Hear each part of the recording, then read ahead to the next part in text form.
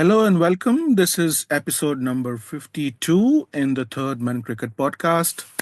And we are coming back after a couple of test matches have elapsed in the Border Gavaskar Trophy, which is being played in Australia down under in pretty good environment, I must say, as opposed to the hostilities that we have seen between the two sides earlier on. And at the end of the two test matches, as we are leading into the third one at the Gabba, we must say that both the teams have traded blows equally between Perth and Adelaide.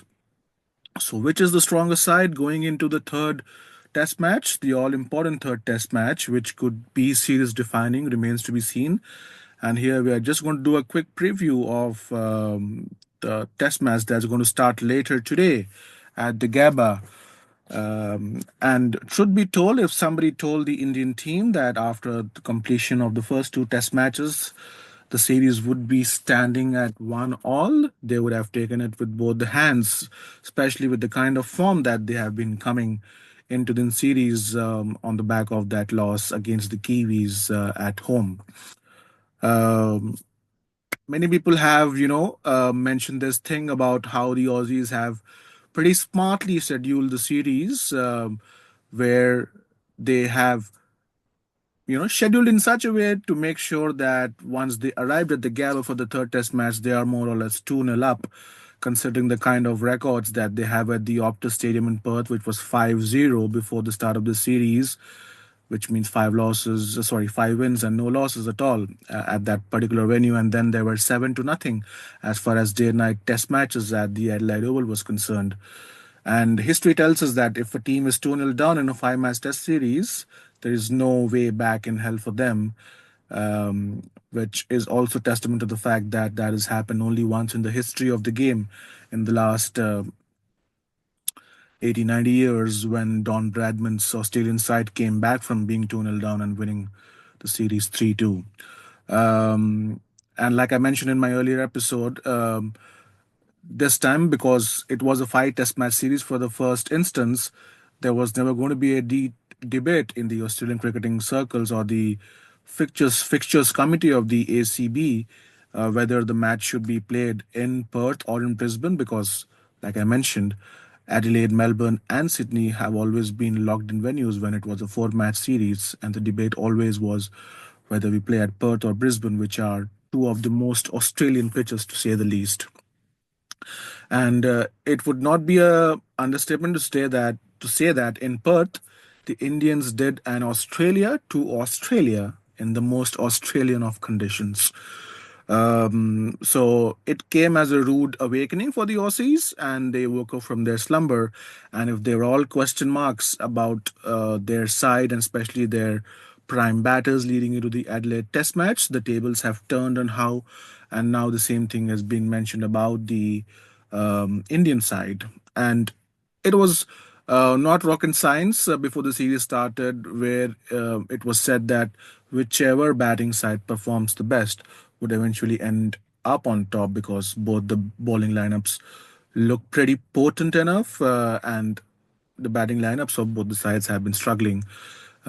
India have got, you know, um, three innings out of the four in which they have failed to get past even 200. They had that one solitary innings where they scored close to 500 runs in Perth.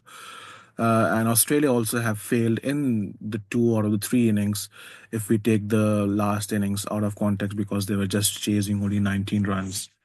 And if we start off with Australia, I think they have a pretty settled side, and it's been confirmed by Captain Pat that Josh Hazel would be coming back into their playing 11 in place of Scott Boland, and that was pretty much on expected lines, because that's the kind of role that Scott Boland has been playing, where he has been filling in if one of the three main quicks have been injured out, whether they have been playing in Australia or not.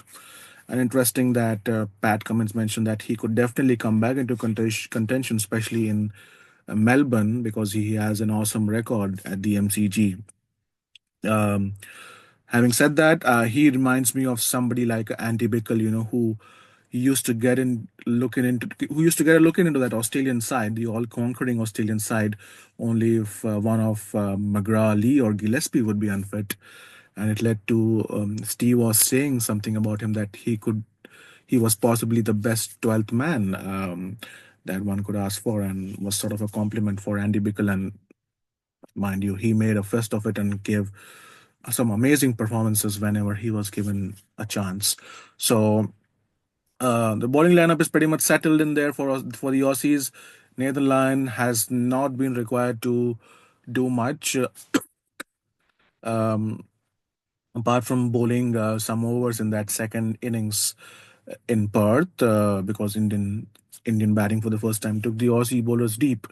But as the series progresses, he will definitely have a role to play at the MCG and SCG, and he also has a very good record at the Gabba, a place where the great Shane Warne also enjoyed bowling with the kind of bounce that it has got to offer.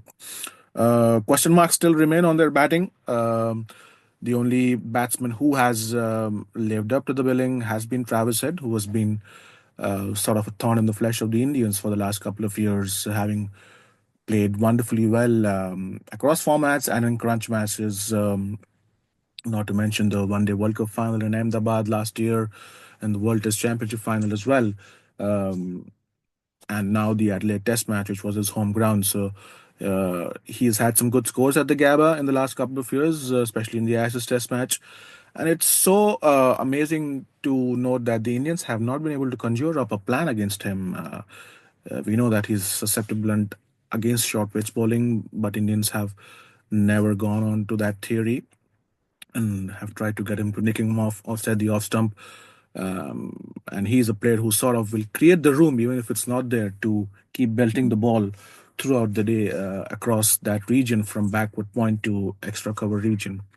So it remains to be seen whether the likes of Morne Morkel and the rest of the bowling group have devised any particular strategy for him in Gabba, because he's a player who can take away the game right away. And you will know that even if you come up with a short pitch plan, he's one player who's not going to get bogged down and say that I'm going to see this period off and then let the bowlers come back to the offside and I'm going to play my shots. He's going to take the short pitch bowling on as well. So it's going to be battle of wits in that scenario, but it remains to be seen whether that kind of an approach will be taken down by the Indian bowling lineup.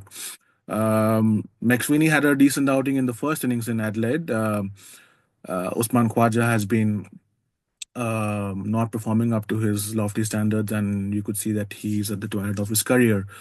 And they would need the likes of Manus Labuschagne and Steve Smith to fire on all cylinders as well. Manus comes back to the Gabba where he has a good record, and last time when India had that amazing victory, he was the one who scored the runs for Aussies in that first innings on the first day. And there was truckloads of pressure on him for his plays leading into the Adelaide Test match. So he got a nice 50, but he would have wanted to convert that into a higher score. Pretty much sure that if that does not happen at the Gap, the knives will again be out for him.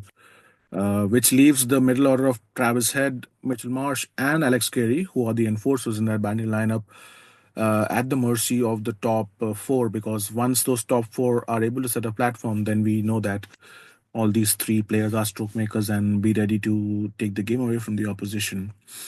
And one good thing that the Indians have done is they have not let the Australian tail wag until now. We all know that everybody in that lineup, including George Hazelwood, are not rabbits with the bat and can contribute runs.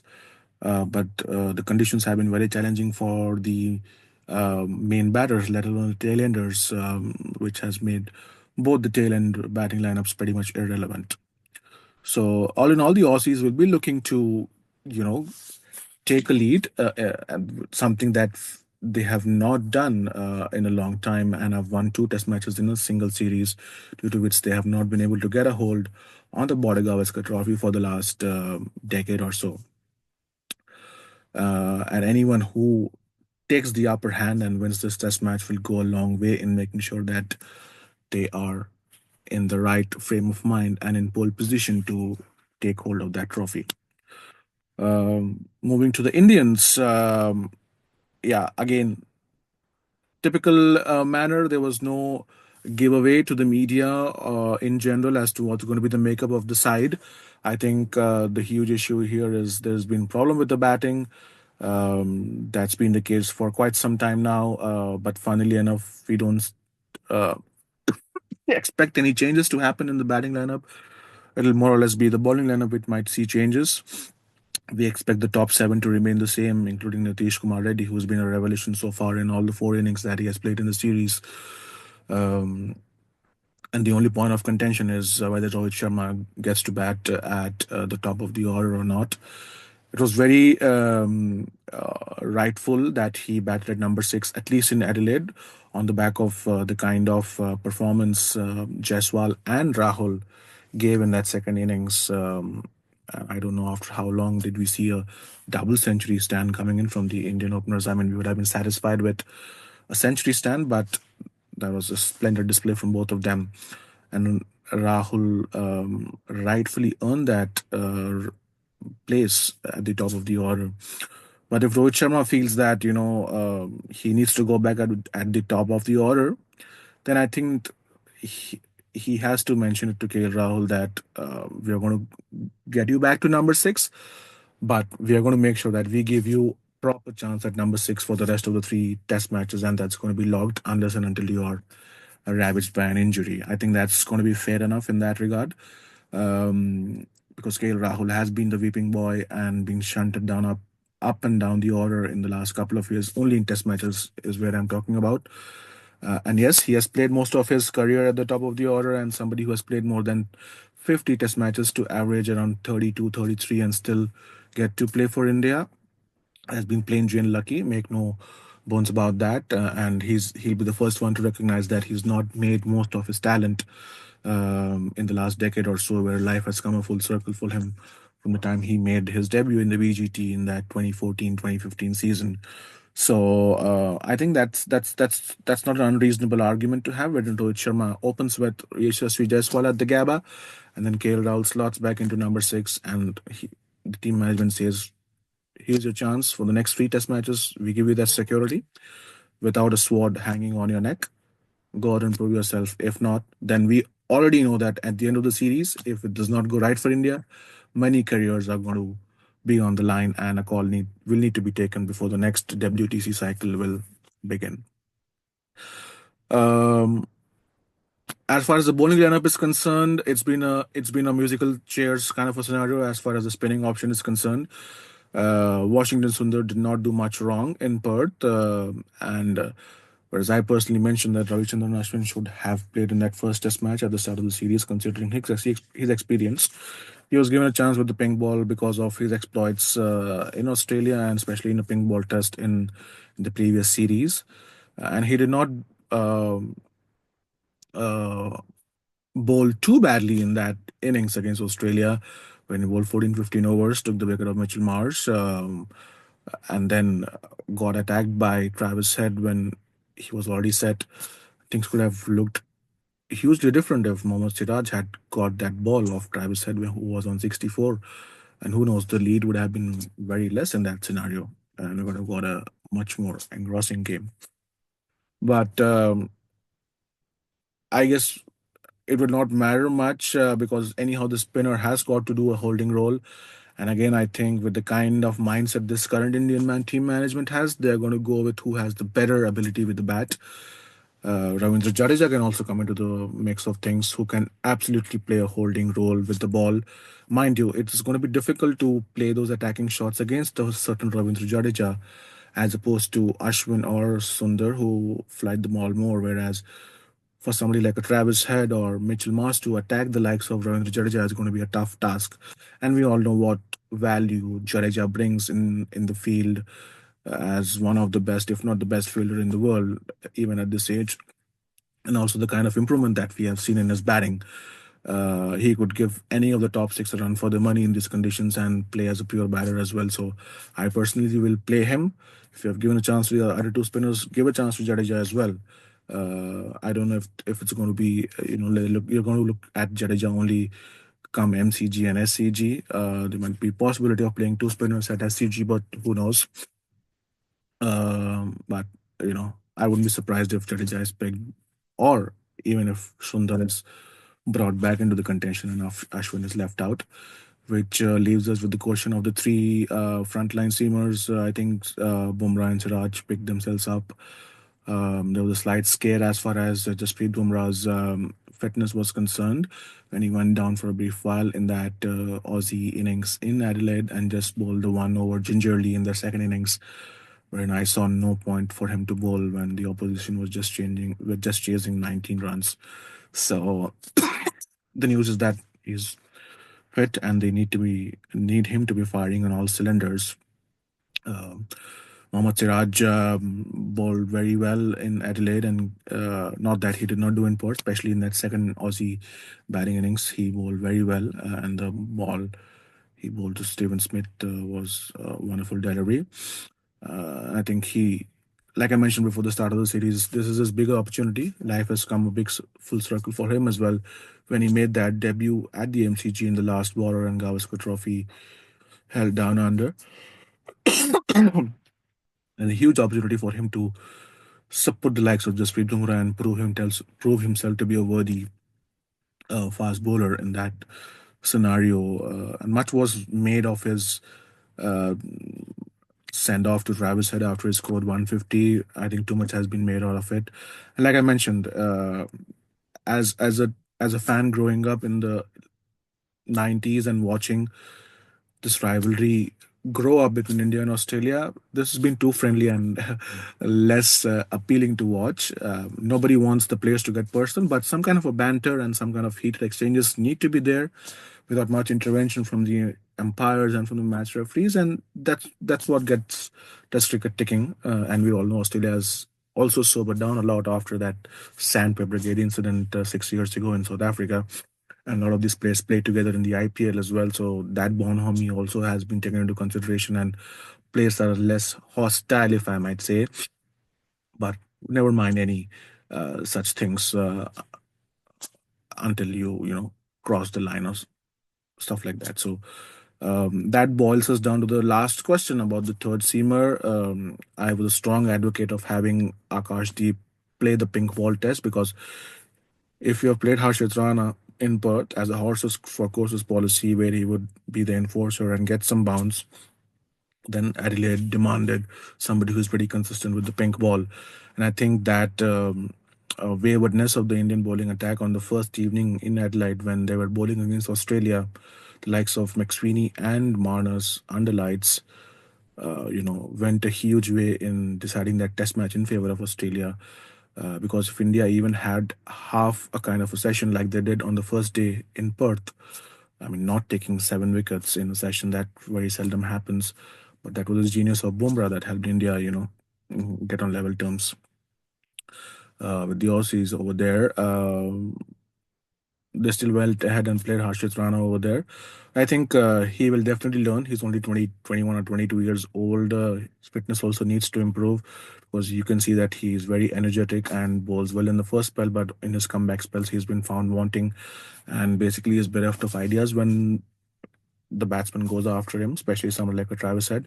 But he's a work in progress. He's played not more than 10 or 11 first class matches, and so this outing will hold him in good stead, and he can be nurtured for the future as well. So I think Akashdeep will need to come in and provide that much more discipline over there, and the Aussies would not have seen him or faced him, so he'll be a new kettle of fish over there and can be a surprise package. So he needs to be in the over there. I also heard talks about somebody like a Prasidh Krishna coming in. He's also a bowler who is going to be hitting the deck, bowling short right in the Harshit Rana mold. But I think with the series on the line, it remains very, very crucial that you have somebody like an Akashdeep playing, who also has not played many test matches, but has got that much more domestic experience, and also in the limited chances that he has got in India, he's proved his worth as well. So all in all, a very important test match because, like I mentioned, if India go ahead and win this test match, then they go ahead 2-1 in the series, and then remember, India are the holders of the BGT, so Australia will then have to win the last two test matches to regain the BGT, which would put huge amount of pressure on them. Whereas if Australia go ahead, then India know that they need to at least win one of the last two test matches and make sure that the fifth one is a draw or something like that. Although I don't see any test match being drawn, with the first test match getting over in 3.5 days and the second in 2 days and a quarter. So that's a pity that test matches are not lasting the distance. I mean, if you have a test match in the modern day going into the fifth day, then that's a achievement in itself. That happens only if the weather interferes in the first few days, or you're playing in Rawalpindi or Lahore on flat feather beds, on a road where it's difficult to pick up wickets. From the outset, the pitch seemed to be having a greenish tinge at the Gabba. Uh, in fact, 3 days out from the match, it was very difficult to distinguish between the pitch and the outfield. But they've shaved off some more grass over there. I hope it's not like the pitch that they played on against South Africa a couple of years ago, where the match ended in 1.5 days. That's not a good spectacle for Test cricket, whether it's a seaming pitch or a crumbling, uh, spinning pitch, in the subcontinent. So you want all the people to be in action. If you bowl well, you get wickets, and if you're ready to, grind it out, put your head down and score runs, it's going to be beneficial for you. And as the game goes on, one thing with Gabba is that it's very humid over there. Although the first couple of days there's chance of some scattered thunder showers, but if there is heat, then the pitch is going to dry and help out the spinners later on as well. So you want to see all the facets of the game coming into play over there.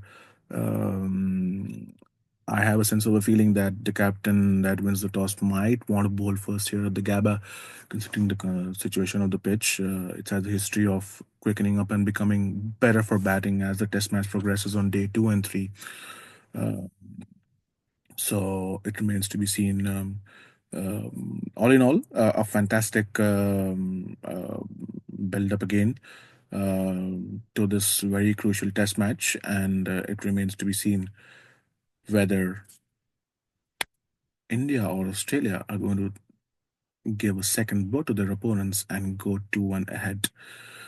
We're definitely going to come back and do a review after the third test match is done and see what we have to look forward to as far as the uh, Boxing Day Test match is concerned, which is one of the biggest events in the Australian sporting calendar.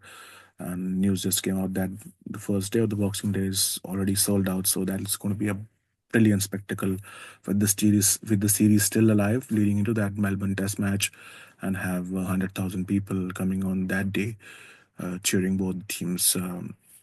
So here's wishing you goodbye on this particular episode, and we look forward to having an engrossing test match, and we'll see you on the other side. Thank you very much.